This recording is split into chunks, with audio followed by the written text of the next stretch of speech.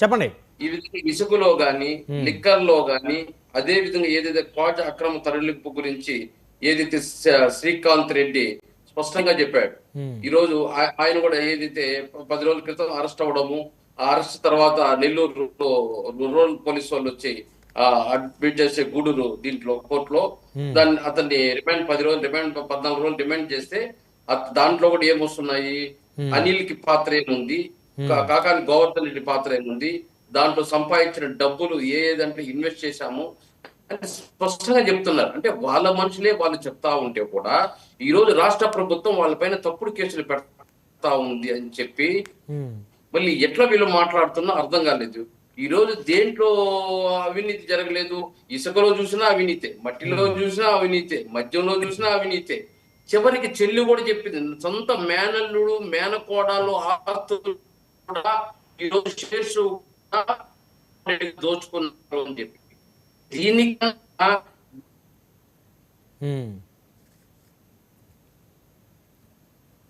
అదే దేవాదాయ భూముల్లోనూ అవినీతే, అదేవిధంగా భూ కబ్జాలు, ఇట్లా రకరకాలుగా చేసేసి పీకల లోతుల్లో ఈరోజు గత 5 సంవత్సరాల పరిపాలనలో కార్యకర్తలను పక్కన పెట్టి ప్రజలకు ఏదో వాళ్ళకి కావాల్సిన ఏదో స్కీములు ఇచ్చేస్తాయి, వాళ్ళకి కావాల్సిన వాళ్ళకి ఇచ్చుకొని వీళ్ళు ప్రతి దాంట్లోనూ చేపెట్టి దోచుకునేసి ఈ రోజు ప్రభుత్వం పైన పవన్ కళ్యాణ్ లేదో చంద్రబాబు నాయుడు గారు కుట్రా లేదా లోకేష్ గారు కుట్ర అని చెప్పి తప్పించుకోవడం తప్ప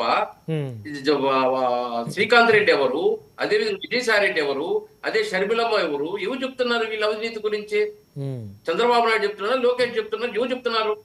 పవన్ కళ్యాణ్ చెప్తున్నారా? చెప్పేది వాళ్ళ వ్యక్తులే చెప్తున్నారు. మా మేనల్లుడు మేనకోడల ఆస్తులు కబ్జాలు చేస్తున్నారు, మా షేర్లు కబ్జా చేశారు. అదే విధంగా ఏదైతే ఈరోజు ఇసుకలో అయితేనేమి, అదే విధంగా మద్యంలో అయితే విజయసాయి రెడ్డి గారు చెప్పడం, ఇవన్నీ స్పష్టంగా చూస్తున్నాం. కానీ వీళ్ళు ఏమన్నా అంటే బురద ప్రభుత్వం పై వేసేసి ప్రభుత్వం వచ్చిన రోజు నుంచి ఏ రోజైతే చంద్రబాబు నాయుడు గారు ప్రమాణం స్వీకారం చేశారో ఆ నెక్స్ట్ రోజు నుంచి మీరు స్కీమ్లు ఇవ్వలేదే, సూపర్ 6 చెప్పారే అంటే ప్రజలను డైవర్ట్ చేయాలి. ఏదైతే వీళ్ళు చేసిన అవినీతి అక్రమాలు బయటకు రాకూడదు కాబట్టి మీరు సూపర్ 6 మేము అడుగుతున్నాం కాబట్టి మా పైన తప్పుడు కేసులు పెడుతున్నాం అని చెప్పేసి ఇట్లా రాజకీయం బుద్ధలే కార్యక్రమం. మళ్ళీ వీళ్ళపైన దాడి చేశారు, వీళ్ళపైన అక్రమ కేసులు పెట్టారు అని చెప్పి చెప్తున్నారు. సరే ఈ రోజు రాష్ట్ర ప్రజలంతా ఏమి అంత అమాయకులు అనుకుంటున్నారు వీళ్ళు?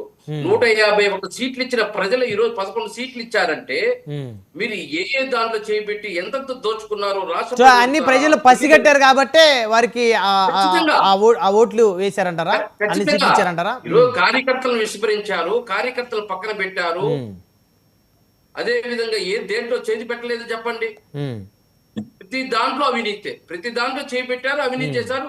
అదేమంటే రాష్ట్ర ప్రభుత్వం ఈ రోజు మా పైన కక్ష సాధింపు అంటున్నది. మీ మనుషులే చెప్తున్నారు కదా అవినీతి జరిగిందని.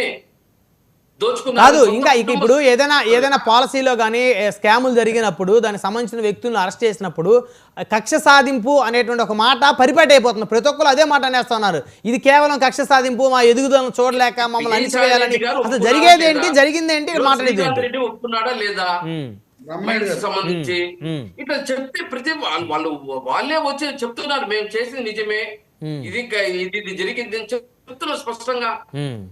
మళ్ళీ చేతి పెట్టుకున్నాడు నిజం కాదని. మాట్లాడదాం, వద్దు తాగినాడు. మళ్ళీ వస్తారు మీ దగ్గరికి వేణుగోపాల్ గారు. మనతో తెలుగుదేశం పార్టీ అజయ్ గారు ఉన్నారు, అజయ్ గారితో మాట్లాడదాం. అజయ్ గారు నమస్తే అండి.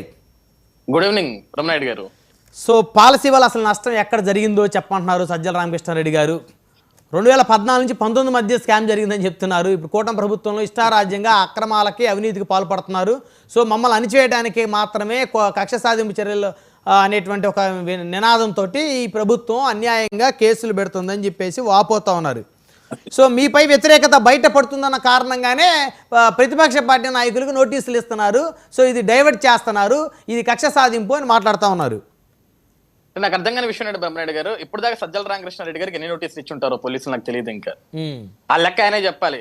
కూటమి ప్రభుత్వం వచ్చిన ఏడాది కాలంలో నాకు ఇన్ని నోటీసులు ఇచ్చారని ఎక్కడా కూడా సజ్జల రామకృష్ణారెడ్డి గారు మెన్షన్ చేయలేదు. అంటే బహుశా ఆయనకి ఒక నోటీసు కూడా వెళ్ళలేదేమో, అందుకు ఫీల్ అవుతున్నాడేమో. అసలు అన్నిటికీ నేనే కదా మూల కారణం. ఆ రోజు ముఖ్యమంత్రి కంటే ఎక్కువ హడావిడి చేసింది నేనే కదా. ఎవరెవరికో ఇస్తున్నారు, మిథున్ రెడ్డి అంటున్నారు, ఆ రెడ్డి అంటున్నారు, ఈ రెడ్డి అంటున్నారు, నాకు ఎవరేంట్రా బాబు అని చెప్పేసి ఆయన ఫీల్ అవుతున్నాడు. అతి త్వరలో అతనికి కూడా వెళ్ళొచ్చు నోటీసులు, అతను చేసిన తప్పులకి అతను కూడా జైలుకి వెళ్ళొచ్చేమో. ఆయన తప్పులు చేశాడా సజ్జల రామకృష్ణారెడ్డి గారు? ఆయన మంత్రి కాదు కదా, ఆయన శాసనసభ్యుడు కాదు కదా. కాదు బ్రహ్మ